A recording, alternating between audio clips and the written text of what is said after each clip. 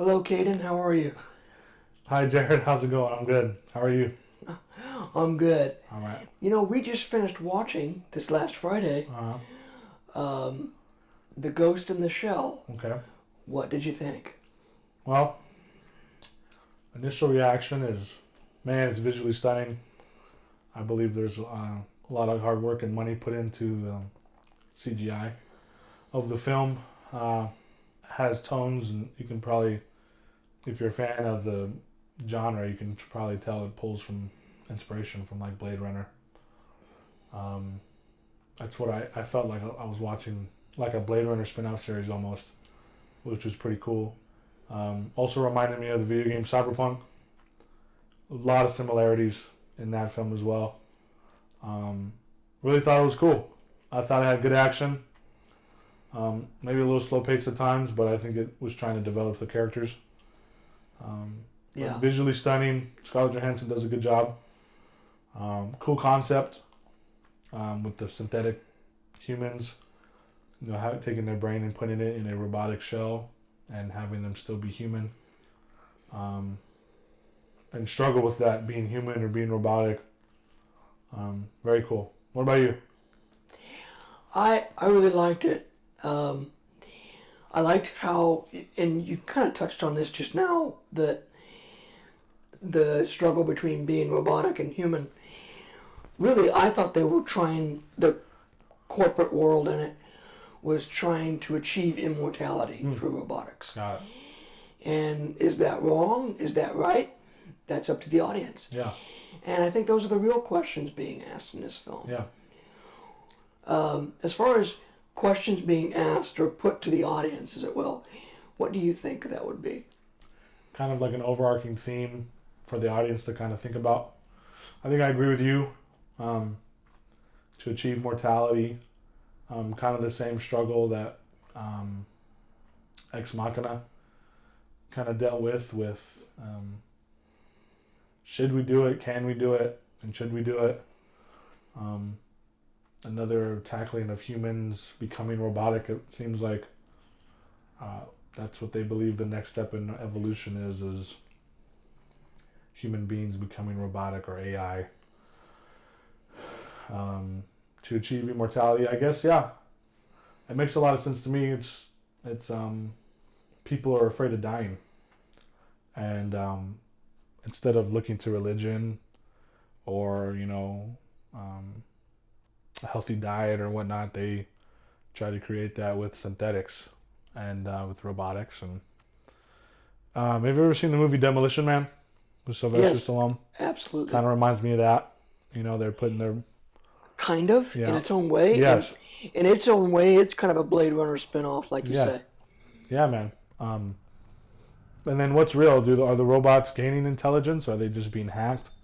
Is the true AI just human beings who have been, their consciousness has been placed in these robotic bodies? And it's like you don't know who's actually still really human or not. Every character, like you see their eyes pop out or their cheek comes off. You know what I mean? And it's confusing. You feel like everybody, in a sense, almost like plastic surgery. Yeah. Like a parallel to what we have now. People aren't not happy with their bodies, and they'll do whatever it takes to try to add to that. And so even though in real life we can't add to immortality yet, or at least the average man can anyway, I think maybe that's one of the questions that the movie poses. Yeah. Again, touching on immortality themes. And again, should we strive for that? Should we not strive for that? Is it wrong? Is it right? And like we've said before about Ex Machina, we're living in an age where artificial intelligence in its own way is seeping into our daily lives. Yeah.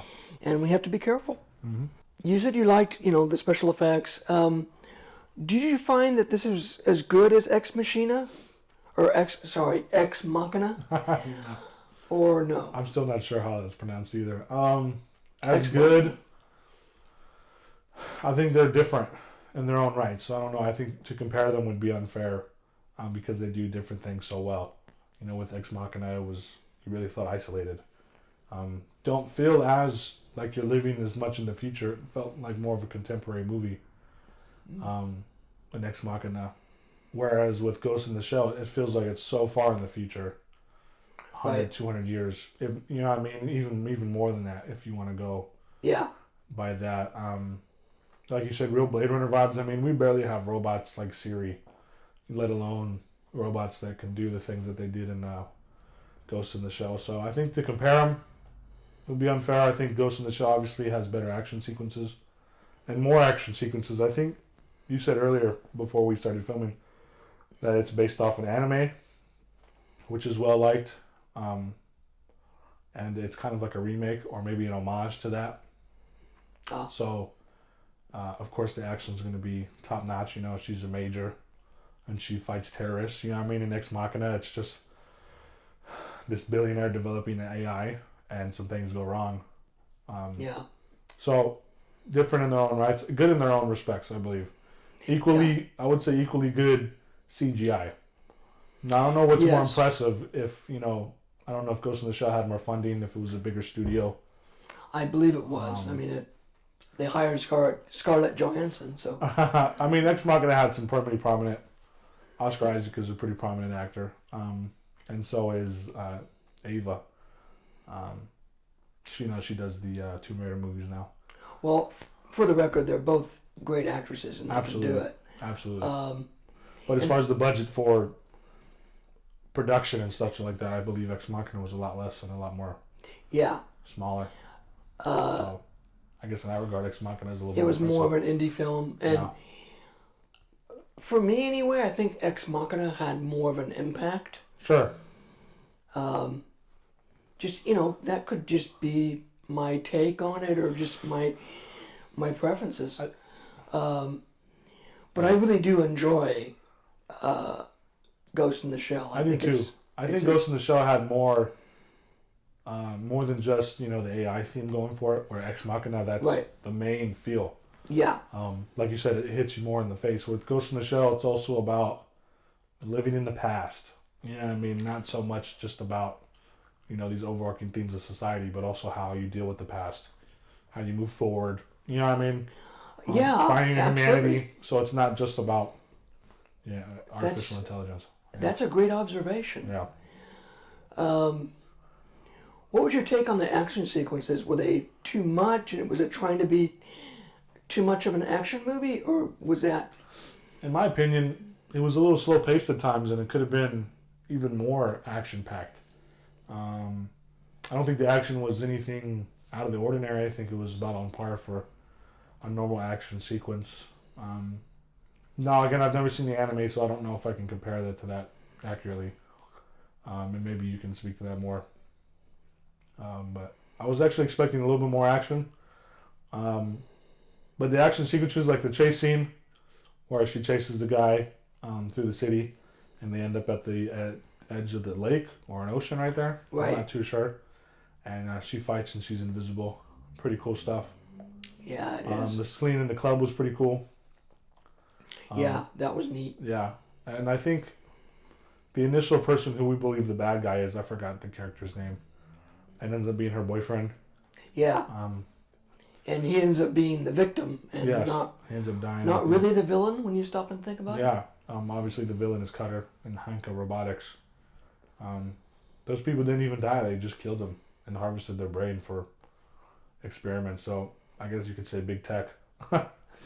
It's just too bad he chose terrorism to seek his justice. 'Cause terrorism is never favored. Yeah. But in his But at least it idea, should never be favored. it's just, I think that's another theme, is revenge Yeah. worth it? And he died. Does revenge hurt other people? He Is revenge selfish, sort of thing? yeah, No. and it led to his death. Yeah. He chose his own path. Yeah. So, unfortunate ending for him. But in the end, I really enjoyed Ghost in the Shell. I like the supporting characters. I think who was her handman? Buto. Who's the guy that got his eyes blown off? And he had like the artificial eyes. Oh, I can't remember his name, but her partner. Yes, and then her commanding officer I thought those were good characters. Yeah. I think that scene where they start to break out is pretty cool. Yeah. Where Cutter tries to take care of him. I think the climax, the scene with the tank was cool. I don't know. It just felt a little grand where it didn't need to be. You know what I mean? It felt it was a bit much. Yeah. A little bit over the top. We hadn't seen anything like that, and all of a sudden there was just this big spider tank, but then it wasn't like super indestructible. You know what I mean? So if kind of maybe a weird if they had sequence. set the spider tank up in the beginning, maybe just seen a demo of it, how it's used in that universe. Yeah, or maybe you could see the Major using them in the beginning to fight terrorists or something. Oh yeah, there you go. Or not even bring it in at all. You know, have Cutter maybe come out with a synthetic armor or something. You know, that kind of makes him robotic, and they have a fight to the death. You know, it just felt like a little much. Like Iron Man was. Yeah. But other than that, no complaints. Pretty good movie. I think the ending was well, and I think there could be a sequel if they wanted to do it. I don't know if it was very well received by fans or anything like that. But again, I think it's really good CGI and really good casting, and once again tackles the theme of if humans can do something, should they? Yeah. And is it detrimental to society? I don't know. Interesting. I don't know what you do with that much power. Yeah. It's almost like the once again in the discussion of the nuclear bomb. Yes. We had the the Manhattan Project and Einstein, and once you kind of open Pandora's box, you can't put it back together again and close it up. Right. It's open for good. So right. Now we have these struggles with the nuclear wars, and that of course is another underlying theme of that film and films of that type. Yeah. And Ex Machina was asking that too. Yeah. It's equivalent to discovering the nuclear bomb, and should we use it? Should we not use it? And now, to be fair, even though people thought the nuclear age would bring about the end of mankind, we're still here.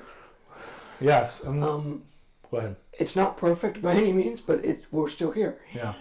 So if you were to invent artificial intelligence or go in this route, who's to say it would be all bad? Yeah. Absolutely. I don't know if there was any movies about big bombs before the nuclear bomb came out. Yeah. In the 40s. But it certainly seems like technology is growing a lot more rapidly. It always has been. The more technology you have, the more fast your technology grows. So it's kind of like this exponential growth. It's not linear, so to speak. You can look back in human society. That's a different question altogether. Gosh, I forgot what you just said. I was trying to say something else. Could we, like you said, they thought the nuclear bombs were going to bring about the end of society. And who's to know? It might still happen. Yeah. With things in China and Russia and stuff like that. But I believe, to reiterate what, the Bible says and what Scripture says, that, the earth's going to be around for as long as God says it will be. So ultimately, we can ponder these theories about humankind and stuff, but we will always be submitted to a God who created us and who holds the earth and the universe in his hands. So I don't think that everything will end until he says so. Yeah.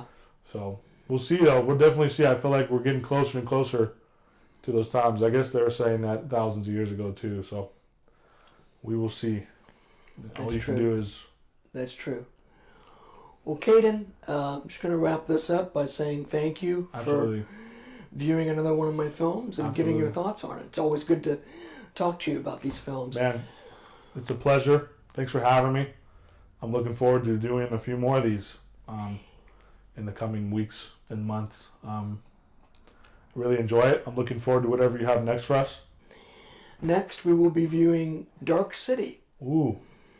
You and I briefly talked about it the other day. Okay. I don't know if you remember what I described or what have you. I do not, but it sounds interesting. But that's okay. We're going to save that for our next viewing. Okay. And so I'll interview you hopefully in a few more days. Yeah, maybe Friday or something. And we'll see what you think of Dark City. Yeah. Well, thanks again for watching, everybody. If you got to this point of the video, if you enjoyed it, drop a like, leave a comment for us. As always, we don't feel like this is just a two-way conversation, but a three-way or multiple-way conversation with you guys as well, the viewers, if there are any of you.